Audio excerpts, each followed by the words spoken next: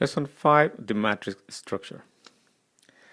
The matrix-based structure is an organization which is a combination of the program and project structure that we saw before.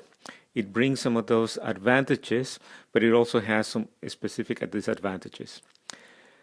This is the situation where you still have an organization where there is a unit. Here's our health unit. And there is a project, but in this case, the project is multi-sectoral, meaning that there are different components in the project that are going to need the resources from different units in the organization. That means that the program managers are assigning staff to work on the project for a specific amount of time. There are some disadvantages to that, but first we're going to look at some of the types of these matrix organizations, but from the perspective of the control the project manager has. And they're known as the strong matrix, balanced matrix, and weak matrix. The weak matrix will mean that the project manager has less control on those resources. The strong matrix will mean that the project manager has more control on the resources assigned to the organization. And that's an important difference because in the weak matrix means that the project manager has a role very limited, and some of the key decisions are made by the program manager or program managers that are supervising the project. Let's look at the advantages.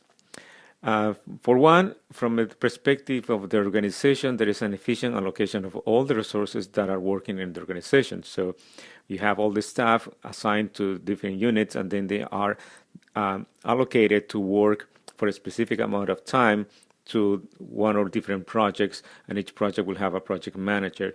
That also there is creates some flexibility in with different changing program needs and priorities, and also that there is a lot of sharing information across the unit boundaries. That means that the staff working on the project, when they complete their assignment, they go back to their units and they bring that knowledge, they bring that experience they learn in the organization. So there is a level of collaboration across those different units. They understand each other well, and they are able to work within the organization in future projects.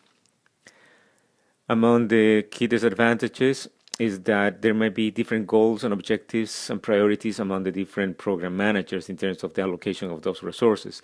That's why it's important that at the beginning of the project, during the negotiations with the different units in terms of the resources, there is a clear understanding about the priorities and the need of those skills to be assigned to the project.